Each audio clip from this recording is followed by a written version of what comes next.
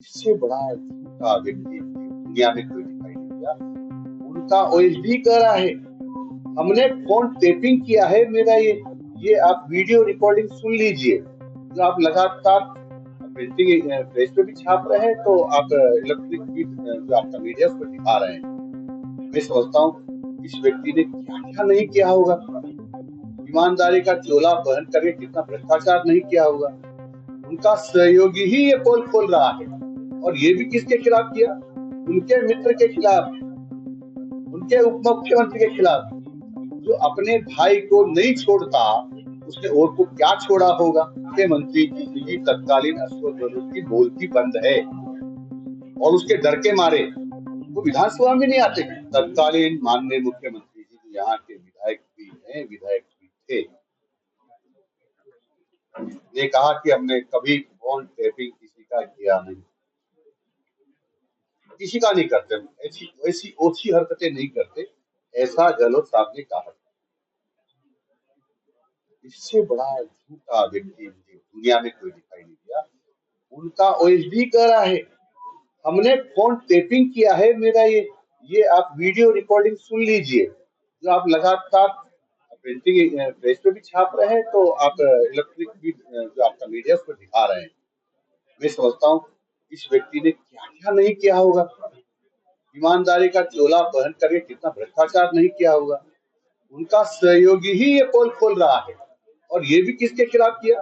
उनके मित्र के खिलाफ, उनके उप मुख्यमंत्री के खिलाफ, जो अपने भाई को नहीं छोड़ता, उसने और को क्या छोड़ा होगा।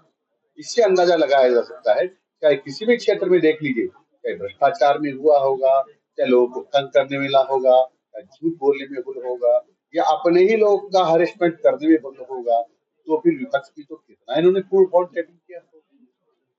लेकिन जो उस समय का विपक्ष था, अभी सत्ता पक्ष में, उनके खिलाफ कुछ नहीं, इसलिए कुछ नहीं है, इसलिए मुख्यमंत्री जी तत्कालीन अशोक गहलोत की बोलती बंद है, और उसके डर के मारे वो विधानसभा में नहीं आते हैं। इतने डरे हुए सत्ता पक्ष से कि उस डर के मारे अशोक गहलोत साहब विधानसभा में भी नहीं आते हैं। दूसरा मेरा आग्रह है कि जो लोकसभा में प्रतिपक्ष के नेता श्रीमान राहुल जी गांधी ने ये कहा है कि हिंदू हिंसक है, हिंदू नफरत फैलाता है, हिंदू हिंदू झूठा है। और उसके पहले कहा था, हिंदू जो मंदिरों में जाते हैं वो लड़कियां छेड़ने जाते, पूजा करने नहीं जाते। उसके पहले कहा इन्होंने, इनकी पार्टी के प्रधानमंत्री तत्कालीन मनमोहन सिंह जी ने देश के संसाधनों पर मुस्लिमों का हक है। अब राहुल गांधी जी की बात करूं कि हिंदू हिंसक है, हिंसक का दूसरा अर्थ भी समझता हूँ, जितना समझता हूँ, मैं ज्यादा पढ़ा लिखा नहीं, लेकिन इतना समझता हूँ कि ये मारने वाला है, और उसका दूसरा अर्थ ये भी होता है हत्यारा है, यानी पूरी हिंदू समाज को हत्यारा कहना। ये हिंदू समाज ही नहीं, पूरे देश का अपमान है, और देश का अपमान देश की जनता किसी भी कीमत पर बर्दाश्त नहीं करेगी। देखो, आरपीएससी भंग नहीं होगी, पुनर्गठन हो सकता है, उसमें सदस्य को बदला जा सकता है, लेकिन आरपीएससी कभी भंग नहीं होगी। उन्होंने यही कहा होगा कि आरपीएससी के लोग हैं, उनको अच्छे लोग को लाएंगे, ताकि उसमें भ्रष्टाचार न। सर, जोधपुर में 2 दिन पहले राज्यपाल महोदय ने संविधान पाठ का लोकार्पण किया था, लेकिन एबीवीपी ने तो प्रदर्शन करके कहा बाबा साहब भीमराव अम्बेडकर की प्रतिमा नहीं लगेगी, उसको लेकर प्रभारी मंत्री के नाते। मुझे उस प्रकरण की पूरी जानकारी नहीं, तो उसमें कोई कमेंट्स नहीं करता। सर, राजस्थान से छात्र संघ चुनाव की आवाज उठ रही है सर। कल पूर्व मुख्यमंत्री ने भी जो है छात्र संघ चुनाव को लेकर ट्वीट किया है, मांग की है, एबीवीपी एनएसयूआई सब मांग कर रहे हैं, तो आपका क्या विचार है? अब इसमें हायर एजुकेशन मिनिस्टर से बात करें।